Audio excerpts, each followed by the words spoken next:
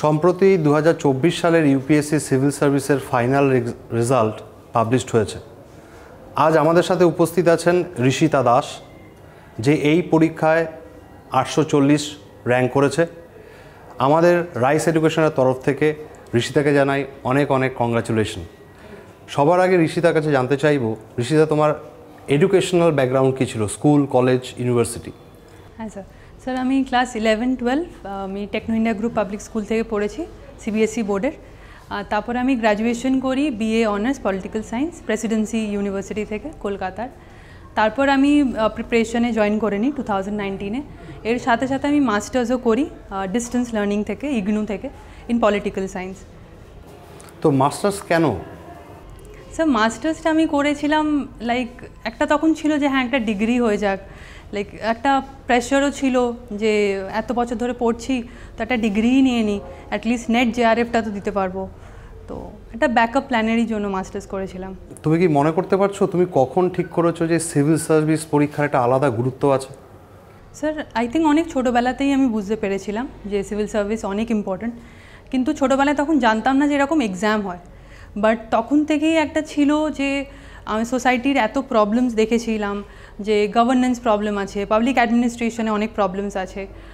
তো ওই প্রবলেমসগুলো সলভ করার ইচ্ছা ছিল, সোসাইটির একটা পার্ট হওয়ার ইচ্ছা ছিল, একটা ইম্প্যাক্ট দেওয়ার সোসাইটিতে অনেক ইচ্ছা ছিল। বাট বড় হয়ে আমি জানতে পারি যে হ্যাঁ এরকম একটা এক্সাম হয় যেখানে আমরা সিভিল সার্ভিসে ঢুকতে পারি ইউপিএসসির এক্সাম দিয়ে। তো I think that was in class 11-12 যখন আমি পড়ি, তখন আমি জানতে পারি বা বুঝতে পারি যে ইউপিএসসি সিএসসি বলে কিছু হয়। তুমি কি নিজেই মোটিভেটেড হয়েছিলে নাকি কেউ তোমাকে মোটিভেট করেছিল এই ধরনের পরীক্ষায়, এই ধরনের সার্ভিসে আসার জন্য? স্যার, আই থিঙ্ক আমার পেরেন্টসই করেছিল, কারণ ইনিশিয়ালি আমি যেটা বললাম আমি কিছু জানতাম না এর ব্যাপারে। বাট আমার পেরেন্টস কোথাও থেকে জানতে পারে এরকম সার্ভিসের ব্যাপারে, তো ওনারা আমাকে বলে যে এরকম একটা এক্সাম হয়, সিভিল সার্ভিসেস বলে কিছু হয়, তুই এটা দে, তাহলেই সোসাইটিতে ঢুকতে পারবি। তো ওই মোটিভেশনটা ছিল, পেরেন্টসরাও একটা মোটিভেট করেছিল। তারপরে আই থিঙ্ক যখন আমি জানতে পারলাম যে সিলেবাসটা কী, এটার ডিমান্ড কী, বা এটা দিয়ে আমরা কতটা ইম্প্যাক্ট করতে পারি as a civil servant in central government, I think ওই ইম্প্যাক্টটা জানার পর আমি গ্র্যাজুয়েশনের টাইম থেকে আমি সিনসিয়ারলি এটার জন্যই আমি ডিসাইড করি যে এটাই আমি করব। তো তুমি শুধু সিভিল সার্ভিস পরীক্ষা দেওয়ার জন্যই নিজেকে সবসময় মোটিভেট করে গেছো, না আদার্স এক্সামের জন্য নিজেকে তৈরি করেছিলে?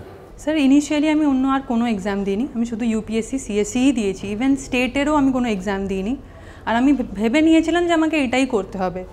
বাট 2020 থেকে 2023 অবধি যখন কন্টিনিউয়াস ফেলিয়ার হচ্ছিল, তো 2023-এর প্রিলিমস যখন আমার হয়নি, তখন আমি ডিসাইড করি যে না, এবার একটা কোনো এক্সাম দিতে হবে, কারণ অনেক বেশি মেন্টাল প্রেশার হয়ে যাচ্ছে। তো তখন আমি নেট জেআরএফটা দিই। আর নেট জেআরএফের সিলেবাস তো মাস্টার্সের সিলেবাস, তো আমি অপশনাল রিভাইজ করে নিই, পলিটিক্যাল সায়েন্সের অপশনাল রিভাইজ করে আমি গিয়ে দিয়ে আসি।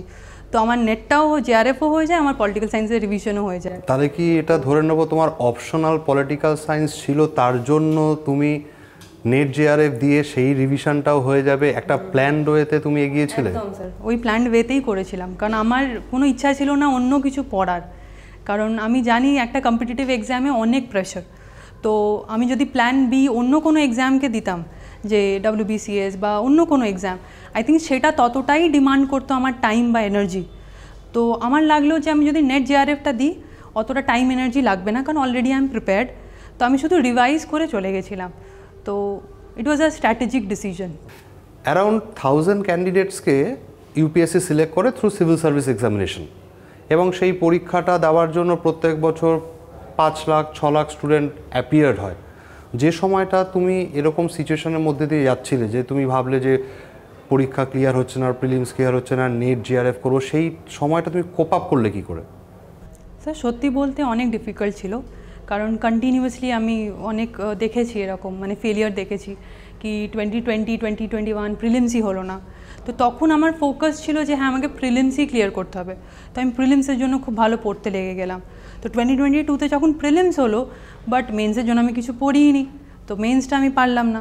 তো আই থিঙ্ক 2023-এর অ্যাটেম্পটের পর আই রিয়েলাইজড কি না, এবার ভালো করে পড়তে হবে, শুধু পড়লে হবে না, নিজের মেন্টালিটি অ্যান্ড পার্সোনালিটিকেও একটু রিশেপ করতে হবে। মানে preliminary and main examination simultaneously preparation নিতে হবে। হ্যাঁ, একদম স্যার, আর ওই জিনিসটা আমি বুঝতে পারিনি স্টার্টিংয়ে, ওটা আমার ভুল ছিল যে আমি স্টার্টিংয়ে রিয়েলাইজই করিনি যে প্রিলিমস আর মেন্স একসাথে পড়তে হবে। হিন্দিতে একটা কথা আছে, দের আগে মাগার দুরুস্ত হয়। ইট ওয়াজ অনলি আফটার মাই 2022 মেন্সে যখন আমি ফেল করলাম, ইন্টারভিউ কল পেলাম না, তখন আমি রিয়েলাইজ করলাম যে আমি কী ভুল করে দিয়েছি, যে ইন্টারভিউ আর মেন্স আমাকে একসাথে পড়া উচিত ছিল। তো 2023তেও আমি আবার প্রিলিমস পাইনি, বাট 2023 যখন প্রিলিমস এক্সাম হয়ে যায় তারপরে আমি পুরো ফোকাস করি যে আমি প্রিলিমস মেন্স একসাথেই পড়বো। That means tenacity and perseverance. একদম স্যার, আর পেশেন্স, একটু পেশেন্সও থাকতে হবে, কারণ মোস্টলি সবাই গিভ আপ করে দেয় 2-3 অ্যাটেম্পসের পর পিপল গিভ আপ। তো ওই পেশেন্সটা থাকাটাও দরকার, ওই ডিটারমিনেশন থাকা দরকার, আর প্লাস ওই বিশ্বাস, আত্মবিশ্বাসটা থাকা অনেক ইম্পর্টেন্ট, যে হ্যাঁ আমি পারবো, হয়তো 2-3 অ্যাটেম্প্ট হলো না বাট আমার মধ্যে পোটেনশিয়াল আছে, তো আমি পারবো। তো বিশ্বাসটা থাকা অনেক দরকার। Right right. তো তুমি নিজে থেকেই প্রিপারেশন নেওয়া শুরু করেছিলে, না কোনো প্রথাগত কোনো প্রতিষ্ঠান ইনস্টিটিউশনাল গাইডেন্সের প্রয়োজনটা অনুভব করেছিলে? স্যার যখন আমি গ্র্যাজুয়েশন করি 2018 আমার গ্র্যাজুয়েশন কমপ্লিট হয়, আমি তখন একটু সিলেবাস দেখি করি, বাট আমি রিয়েলাইজ করি যে আমি পারছি না, আমি বুঝতে পারছি না। তখন ইউটিউবও ছিল অনেক, তো ইউটিউবে এত বেশি ইনফরমেশন, এত বেশি মানে ওরা সোর্সেস বলে, তো আমি বুঝতে পারছিলাম না কী করব। তো আমি তখন 2019 রাইস জয়েন করি। আমার মোটিভ এটাই ছিল যে আমি বুঝতে চাই যে ইউপিএসসির জন্য কি পড়তে হবে আর কি পড়তে হবে না। আই থিঙ্ক ওটার জন্য রাইস অনেক ইম্পর্টেন্ট ছিল, কি আমি বুঝতে পারি যে হ্যাঁ কতটা পড়তে হবে, কি পড়লে আমার হবে, কি না পড়লেও চলবে আমার। তো এই রিয়েলাইজেশনটা অনেক ইম্পর্টেন্ট ছিল। তো রাইস আইএস তোমাকে কিভাবে হেল্প করলো, যেখানে তোমার কম্পিটিটিভ এক্সামের জন্য প্রিপারেশন আর প্রথাগত যে স্কুল কলেজের শিক্ষা তার মধ্যে যে গ্যাপ, সেটাকে ব্রিজ, সেই সেতু বন্ধন করলো কিভাবে রাইস? স্যার পার্সোনালি আমি তো জয়েন করেছি গ্র্যাজুয়েশনের পর, বাট আমি জানি যে চেয়ারম্যান স্যার অনেক ইনিশিয়েটিভ নিয়েছেন, যেখানে উনি অ্যাডামাস ইউনিভার্সিটিতে যারা গ্র্যাজুয়েট করছে তাদেরকে কম্পিটিটিভ এক্সামের জন্য প্রিপেয়ার করাচ্ছে। তো which is a good initiative, কারণ এতে কী হবে, ডিগ্রিও এসে যাবে, প্লাস কোচিংয়ের জন্য পড়াও হয়ে গেল একটা কম্পিটিটিভ, হ্যাঁ টাইম ওয়েস্টটাও হবে না, প্লাস মেন্টাল বার্ডেন বাড়বে না, কারণ যত ইয়ার চলে যেতে চায় আমাদের বয়স বাড়ে তত মেন্টাল বার্ডেনও বাড়ে, তো এই মেন্টাল বার্ডেনগুলোও কমবে। তো I think it is a very important initiative আছে এটা। তোমার মনে হয় কি এই পরীক্ষার জন্য মিডিয়াম অফ এক্সামিনেশন হিন্দিতে লিখবো না ইংলিশে লিখবো না কি কোনো রিজনাল ল্যাঙ্গুয়েজে লিখবো, সেটা রিয়েলি ম্যাটার করে, নাকি আনসার যথাযথ দিলেই সেটাই নম্বর ক্যারি করা সম্ভব হয়? স্যার এই কোয়েশ্চেনের আনসার ঠিক আমি দিতে পারবো না, বিকজ আমি জানি না এটার ডেটা কী বা কী এটার অ্যাসপেক্ট আছে, বাট যতদূর আমি শুনেছি কিছু আমার বন্ধুদের থেকে, ব্যাচমেটস থেকে, ইভেন এবছরেও যারা র্যাঙ্কার্স আছে তাদের থেকে, যে হিন্দিতে যারা অ্যাপিয়ার করে তারা অতটা স্কোর করতে হয়তো পারে না in means and interview, but আমি ঠিক এটা শিওর নই। আর রিজনাল ল্যাঙ্গুয়েজে স্যার যদি আমি বলি যে রিজনাল ল্যাঙ্গুয়েজে অতটা সোর্সেস অ্যাভেলেবেলই নয়, যেটা আমরা সাপোজ লক্ষ্মীকান্ত যদি আমরা পলিটিতে পড়ছি তো ওটা পুরোপুরি ইংলিশে আছে, তো ওটাকে ইংলিশে ট্রান্সলেশন ওটা আছে কি না ইম্পর্টেন্ট বইয়ের, তো সেই জিনিসটা ওটা একটা চ্যালেঞ্জ হয়ে যায় যারা রিজনালে এক্সাম দিতে চায়। তো সোর্সেস, রাইট সোর্সেস পাওয়া, আর আমরা একটা কথা বলি না লস্ট ইন ট্রান্সলেশন, যে ট্রান্সলেশনে হয়তো মেন জিনিসটা সেটা হারিয়ে গেছে, তো ওই জিনিসটা একটা চ্যালেঞ্জ হয়ে যায়।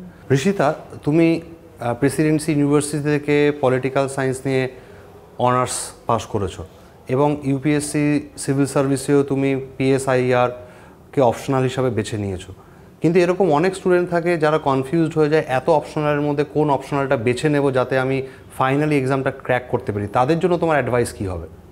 স্যার পার্সোনালি আমি যেটা করেছিলাম সেটা হচ্ছে আমার গ্র্যাজুয়েশন পলিটিক্যাল সায়েন্স ছিল, তো আমি যখন ডিসাইড করলাম যে হ্যাঁ আমি ইউপিএসসি দেবো, তো ফার্স্ট জিনিস আমি করেছিলাম সিলেবাস দেখেছিলাম। তো পলিটিক্যাল সায়েন্সের যখন সিলেবাস আমি দেখি তো আমার লাগলো যে না এটা ডুয়েবল, স্পেশালি আমার অনার্সের সাথে ম্যাচ করছিল most of the part of the syllabus, তো আমি ওইভাবেই ডিসাইড করি। But I think there are different ways, অনেক ওয়েজ আছে যেখানে একটা ক্যান্ডিডেট অপশনাল ডিসাইড করতে। এরকম অনেক সময় দেখা গেছে ইঞ্জিনিয়ারিং ব্যাকগ্রাউন্ডের স্টুডেন্ট জিওগ্রাফি অপশনাল নিচ্ছে, বা যে কোনো দিন হয়তো গ্র্যাজুয়েশন ইকোনমিক্স পড়েনি সে ইকোনমিক্স অপশনাল নিচ্ছে, বা পলিটিক্যাল সায়েন্স পড়েনি সেটাও অপশনাল নিচ্ছে। সো এখানে কি কোনো রুল অফ থাম্ব আছে? স্যার আই থিঙ্ক এখানে কয়েকটা জিনিস কাজ করে। ফার্স্ট হচ্ছে মার্কস, যে একটা জেনারেল পারসেপশন আছে যে কিছু সাবজেক্ট মার্কিং অনেক ভালো হয়, কিছু সাবজেক্টের হয় না, তো ওই সাবজেক্টগুলো অনেক বেশি পপুলার হয়ে যায়, এটা একটা হতে পারে। সেকেন্ড একটা হতে পারে কি সাবজেক্টের ওভারল্যাপিং জিএসের সাথে। অনেকে চুজ এমন সাবজেক্ট করে অপশনালে যেগুলো জিএসের সাথে ওভারল্যাপ করছে। For example history, geography, political science, এগুলো অনেক বেশি পপুলার সাবজেক্ট বিকজ এগুলোর মেজর সিলেবাস ওভারল্যাপ করে যায় জিএসের সাথে। তো আই থিঙ্ক এই কিছু জিনিসগুলো হয়তো ফলো হয়। মেনটাও ডেসক্রিপটিভ জিএস পেপার এবং অপশনালও ডেসক্রিপটিভ, মানে বাংলা যেটাকে বলে এক ঢিলে দু পাখি মেরে দেওয়া, তো অনেকটা তাহলে কম লেবার দিতে হবে এই লজিকে। ঋষিতা, তুমি ইন্টারভিউ বা পার্সোনালিটি টেস্টের জন্য নিজেকে কিভাবে তৈরি করেছিলে? আমাদের একটা দিল্লিতেও আমাদের রাইস আইএসের ইনস্টিটিউট আছে, যেমন কলকাতাতে আছে, তুমি কিভাবে নিজেকে সেইভাবে তৈরি করেছিলে? হ্যাঁ স্যার আমি ইন্টারভিউয়ের জন্য আমি মক ইন্টারভিউস দিয়েছিলাম, অনেকগুলোই দিয়েছি। আর আমার মনে হয় আমি প্রথম যে প্রিপারেশনটা আমার ছিল সেটা ছিল একটা প্যানেল মেম্বারের অ্যাডভাইস। আমার যখন ফার্স্ট মক ইন্টারভিউ হয় তো ওখানে উনি প্যানেল মেম্বার বলেন যে তোমার আনসারে, তুমি যে আনসারগুলো দিচ্ছ ওগুলোতে এডিটোরিয়ালের আনসার লাগছে, তোমার নিজের ওপিনিয়ন আমরা দেখতে পাচ্ছি না, লাগছে যেন আমি কোনো এডিটোরিয়ালের নিউজ পেপার ভয়েসে শুনছি। তো ওই জিনিসটা আমার সাথে স্টাক করে, আর ওটাই আমার প্রিপারেশনের ফার্স্ট বেস হয়ে যায় যে আমাকে নিজের ওপিনিয়নগুলোকে নিয়ে আসতে হবে, বা ইভেন ইফ আমি অন্য কারোর ওপিনিয়ন যদি দিয়েও থাকি সেটাকে এমনভাবে প্রেজেন্ট করতে হবে যেন লাগে ওটা আমারই ওপিনিয়ন।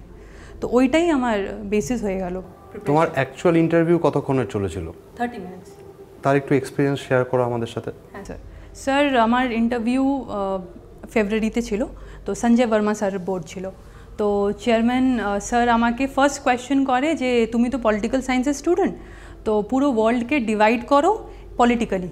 তো তারপরে আমি করি সেটাকে, যেটা আমার মনে হয়েছিল তখন যে right wing, left wing, forms of government দিয়ে ডিভাইড করা যেতে পারে।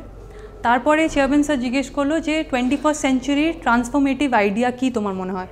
তো আমি স্যারকে জিজ্ঞেস করি পলিটিক্যালি কি নন পলিটিক্যাল? তো স্যার বলে পলিটিক্যাল। তো আমি বলি ইনক্লুসিভ গ্রোথ। তখন স্যারের সাথে একটু আমার এর ব্যাপারে ডিসকাশন হয়, স্যার একটু স্টার্টিংয়ে অ্যাগ্রি করে না, তো তখন এটা নিয়ে একটু আমি নিজেকে জাস্টিফাই করি। তো নেক্সট হচ্ছে যে মেম্বার 1, তো মেম্বার 1 আমাকে জিজ্ঞেস করেন অ্যাবাউট হিউম্যান ট্রাফিকিং, যে ইন্ডিয়ার সাথে ওয়ার্ল্ডের হিউম্যান ট্রাফিকিং কী হয়, ডুনকি রুট বা ডঙ্কি রুটটা কী জিনিস, এইসব জিজ্ঞেস করে। আর মেম্বার 2 যে ছিলেন উনি আমাকে লিডারশিপের ব্যাপারে জিজ্ঞেস করে যে লিডারশিপের কী কী কোয়ালিটিস হয়। আর তারপরে উনি বলেন কি, যা আমি আনসার দিই তখন উনি কাউন্টার করে বলেন যে তোমার ডেফিনেশনে লাগছে তো হিটলারও লিডার, গান্ধীজিও লিডার, ডু ইউ অ্যাগ্রি? তো আমি বললাম ইয়েস স্যার, আমি মনে করি দুজনেই লিডার। তো তখন আমাকে মেম্বার বলেন কি তাহলে ডিফারেন্স কোথায়, যদি দুজনেই লিডার তো ডিফারেন্স কোথায়? তো তখন আমি বলি যে হিটলারের যে লিডারশিপটা ছিল it was based on manipulation, উনি জেনোসাইড, হলোকস্টের জন্য নিজের লিডারশিপকে ইউটিলাইজ করেছিলেন ম্যানিপুলেশন করে। আর তারপরে আমি গান্ধীর জন্য বলি যে ওনার যে লিডারশিপটা ছিল it was based on persuasion, it was based on mass mobilisation. তো বলে ঠিক আছে। তখন উনি আমাকে জিজ্ঞেস করে যে তুমি কীরকম লিডার, তুমি কি ম্যানিপুলেটিভ লিডার কি পারসুয়েটিভ লিডার? তো আমি বলি আমি পারসুয়েশনেই বিশ্বাস করি। মেম্বার 3 লেডি মেম্বার ছিল, তো মেম্বার আমাকে জিজ্ঞেস করেন যে ওয়েস্ট বেঙ্গলে art, culture, architecture, literature, music এত বেশি এনরিচ কেন? নেক্সট উনি জিজ্ঞেস করেন যে ওয়েস্ট বেঙ্গলের যে সোশ্যাল পজিশন, উমেনের সোশ্যাল পজিশন, ওটাকে কম্পেয়ার করো উইথ 1900। অ্যান্ড তারপরে উনি অনেক কোয়েশ্চেন করে about abolition of Sati, widow remarriage, এইসব নিয়ে। তারপরে যিনি লাস্ট মেম্বার ছিলেন উনি আমাকে জিজ্ঞেস করে অ্যাবাউট ওয়েস্ট বেঙ্গলেরই ডিফারেন্ট আর্কিটেকচারের ব্যাপারে। তো উনি বলেন Victoria Memorial, Asiatic society, Indian museum, এগুলোর ব্যাপারে জিজ্ঞেস করে। এক কথায় তোমার সিক্রেট অফ সাকসেস কি?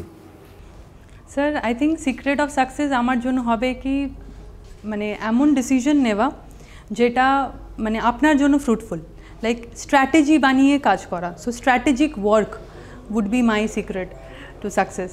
And Rishita, my last question, শেষ প্রশ্ন, ফিউচার অ্যাসপিরেন্টসের তুমি কি অ্যাডভাইস করবে? স্যার ফিউচার অ্যাসপিরেন্টসদেরকে আমি বলবো কি পেশেন্স রাখতে। হয়তো ফার্স্ট অ্যাটেম্প, সেকেন্ড অ্যাটেম্পটে নাও হতে পারে, তো তাদেরকে পেশেন্স রাখতে হবে, সেই ডিটারমিনেশনটা রাখতে হবে, আর তাদেরকে আত্মবিশ্বাস রাখতে হবে যে নিজের ওপর সেই বিলিভটা যে হ্যাঁ সে করতে পারবে। তো সেই জিনিসটা অনেক বেশি important. Thank you Rishita, thank you so much for being with us.